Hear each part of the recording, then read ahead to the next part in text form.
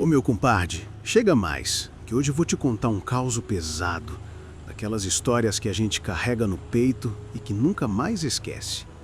Essa lembrança não é minha, mas de um camarada que conheci pelas estradas de Goiás, e o que ele me contou ficou gravado na minha memória como tatuagem em pele. Ele se chama Felipe, e tudo começou lá para os lados de uma cidadezinha pequena, cercada de morro, poeira e um lago que parecia calmo, mas guardava segredos que ninguém podia imaginar. Felipe era o mais velho de 2 irmãos. Quando ainda era menino, ficou sabendo que ia ganhar companhia em casa. Mas ao invés de ficar feliz, o coração dele se encheu de ciúme. Imagina só, ele era o dono da atenção dos pais, o centro das conversas, o orgulho da casa. De repente, veio a notícia de que um irmãozinho ia chegar. André era o nome do caçula. Assim que nasceu, virou o xodó da família. Os pais se derretiam e Felipe, com aquela cabeça de adolescente em formação, sentia o peso da comparação. Ele tratava André de forma dura, sem motivo aparente. Não era maldade pura, era aquele sentimento de disputa que às vezes nasce dentro da família e ninguém entende direito. Mesmo assim, no fundo, ele tinha carinho pelo irmão, mas não sabia demonstrar. Cresceram juntos, sempre brigando, discutindo por bobagens. Eram como fogo e gasolina. Qualquer faísca virava confusão. Quando Felipe já tinha 15 anos e André 10, os pais decidiram passar as férias no sítio da avó, nos arredores de uma cidadezinha goiana. Era um lugar tranquilo, com cheiro de mato, canto de passarinho e aquele lago bonito que refletia o céu. Para os 2 meninos, era o paraíso. Podiam correr soltos, brincar na água, pescar e esquecer da vida. Só que, mesmo ali, a rivalidade não dava trégua. Enquanto os pais descansavam na varanda tomando café coado na hora, os 2 arrumavam implicância por qualquer coisa. Quem pulava primeiro na água, quem pegava o peixe maior, quem voltava com mais histórias. André, sempre querendo a atenção do irmão mais velho, se esforçava para agradar. Mas Felipe, tomado pelo ciúme, acabava afastando o caçula com palavras duras e gestos frios. O tempo foi passando, e numa dessas tardes no lago, Felipe percebeu algo diferente. André andava cabisbaixo, como se carregasse um peso maior do que a idade permitia. O menino parecia triste, silencioso, olhando para o horizonte de um jeito que não era comum. Mas Felipe, com aquele coração endurecido, não deu importância. Achou que fosse manha, que fosse coisa de criança querendo atenção. Foi aí que aconteceu a tragédia. Numa tarde abafada, em que o sol se escondia atrás de nuvens pesadas, os meninos estavam no lago.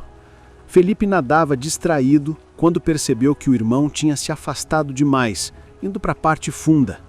A água, escura e traiçoeira, começou a puxar André para baixo. O caçula se debatia, levantava os braços, chamava por ajuda sem conseguir gritar direito. Felipe correu. Tentou puxar, mas parecia que o lago tinha engolido o menino. Quanto mais se esforçava, mais difícil ficava. O desespero tomou conta. Aquele instante, que parecia durar uma eternidade, acabou rápido demais.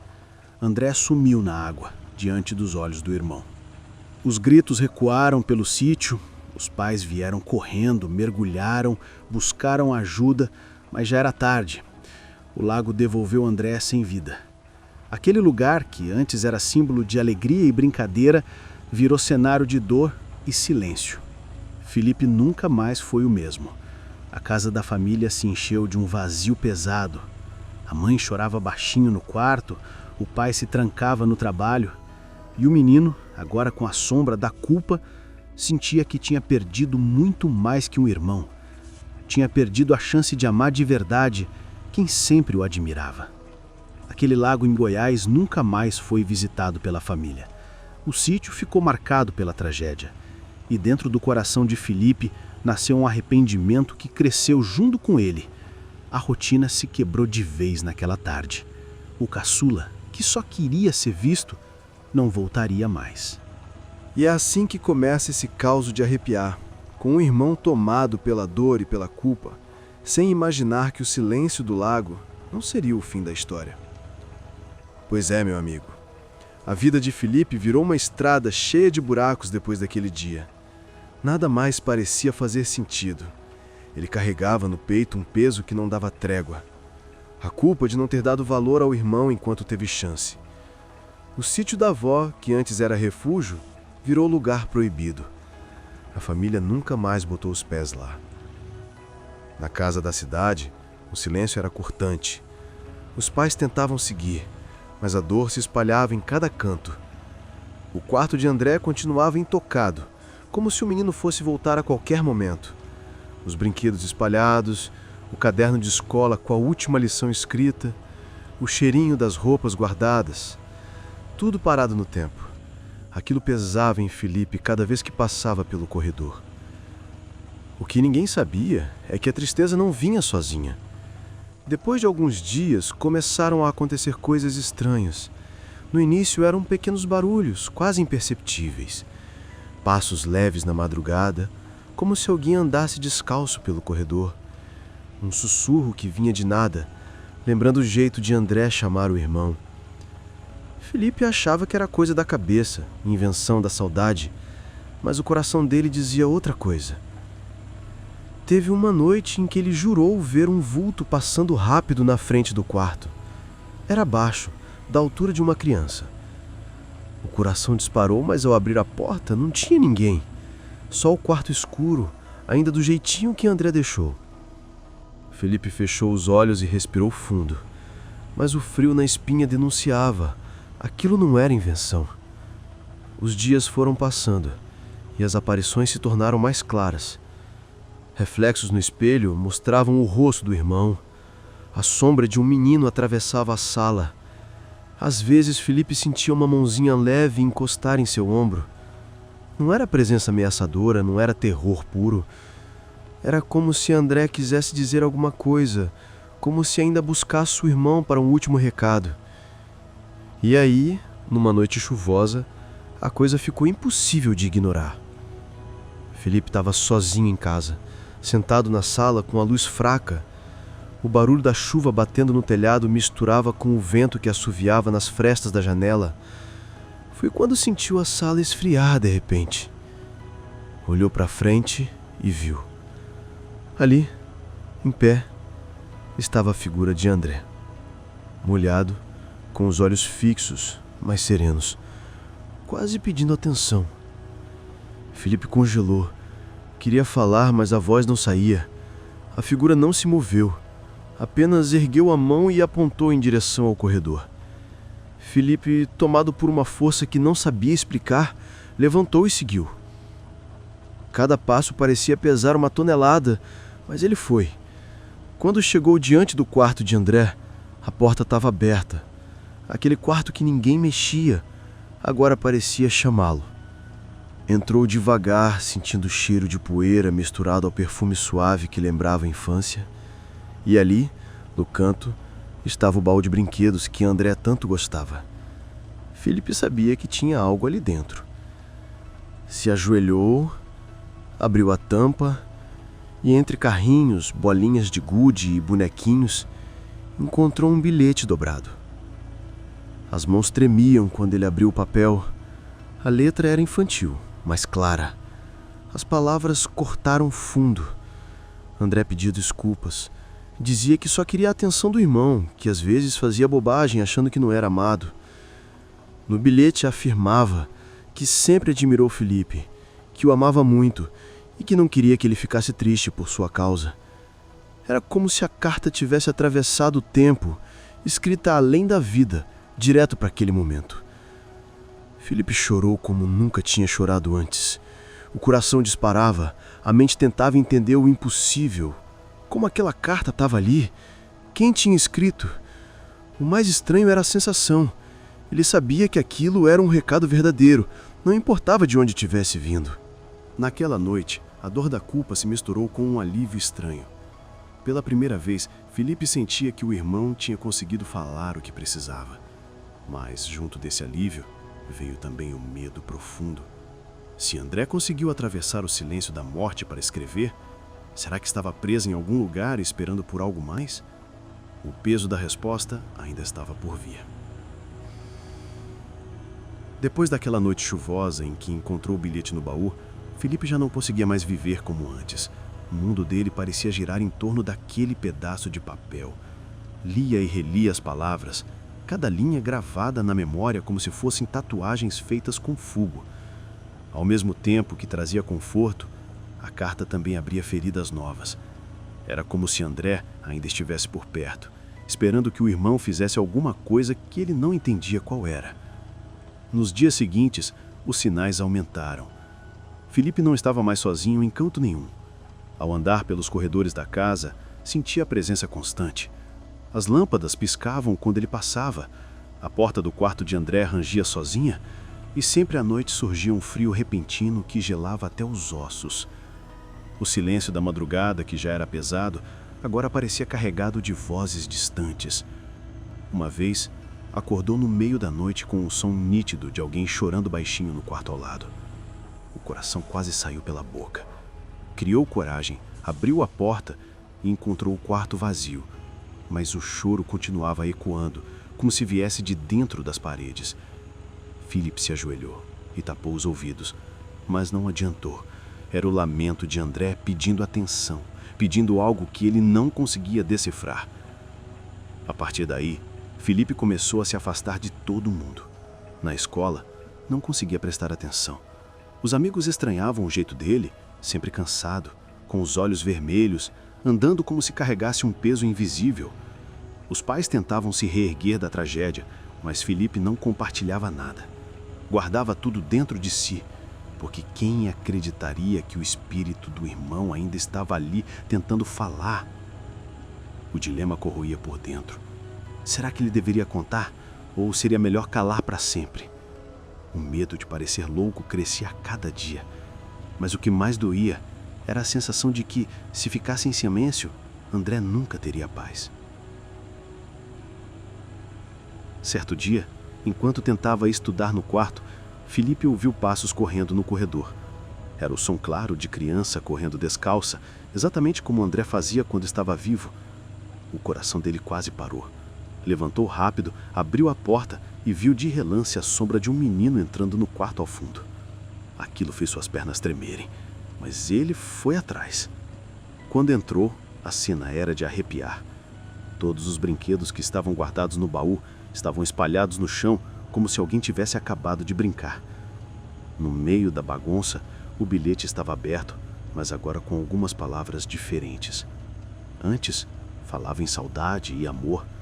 Agora, tinha algo novo escrito. Não me esqueça, me ajuda a voltar.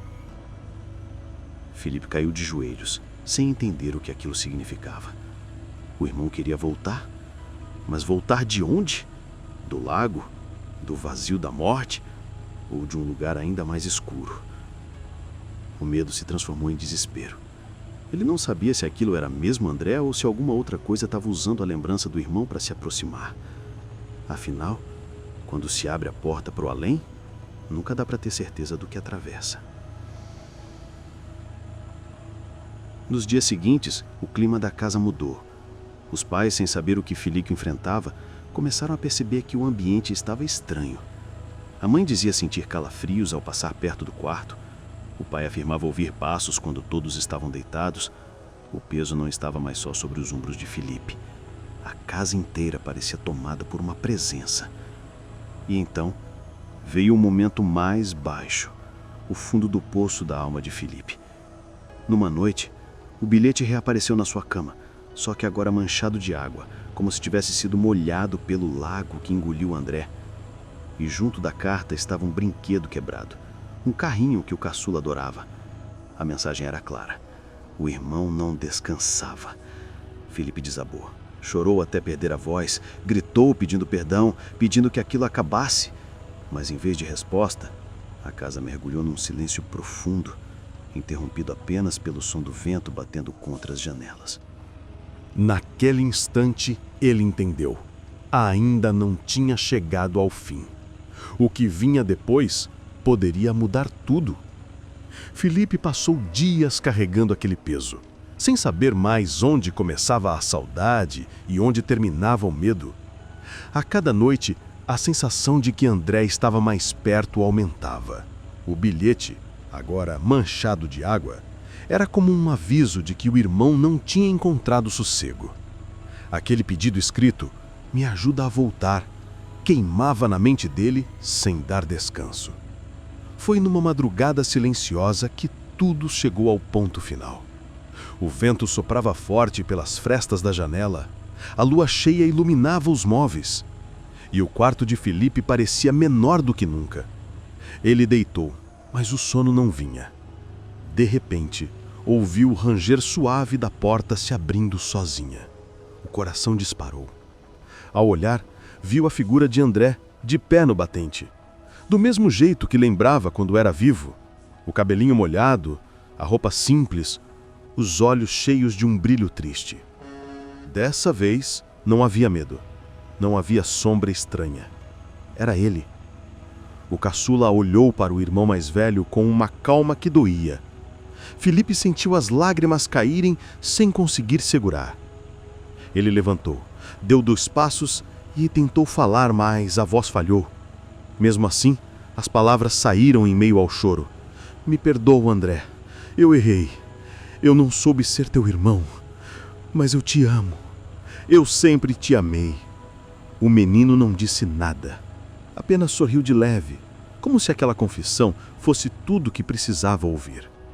Apontou outra vez em direção ao quarto e Felipe entendeu que precisava seguir. Foi até lá, abriu o baú de brinquedos pela última vez e encontrou o bilhete seco, como se nunca tivesse tocado na água. Mas agora, uma frase nova aparecia ao final. "Obrigado, irmão. Agora posso descansar." Nesse instante, a figura de André começou a se desfazer, como névoa ao nascer do sol. Não foi algo assustador, foi leve, como se a própria casa respirasse aliviada. O frio sumiu, o silêncio brinhou paz, e pela primeira vez em muito tempo, Felipe sentiu que podia dormir sem pesadelos. Os dias seguintes foram de reconstrução. A família ainda chorava a ausência, mas parecia que o peso invisível tinha se dissipado. O quarto de André continuava guardado, mas agora não era mais prisão, era lembrança. Felipe, com o coração machucado, começou a encontrar forças para seguir. Aprendeu a transformar a culpa em memória e o arrependimento em promessa. Nunca mais deixaria de demonstrar amor a quem estivesse ao seu lado. Anos depois, quando contou essa história, ele ainda se emocionava. Dizia que não sabia explicar como a carta apareceu, nem como o irmão conseguiu atravessar a barreira da vida e da morte, mas afirmava com toda a certeza: a despedida foi real e foi o último presente que André deixou. E eu, Zeca Estrada, te digo uma coisa, meu amigo. A vida na boleia me ensinou que estrada é cheia de curvas inesperadas, mas nenhuma é mais pesada do que aquela que a gente faz dentro da própria alma. A saudade é caminhão carregado e o arrependimento é subida sem fim.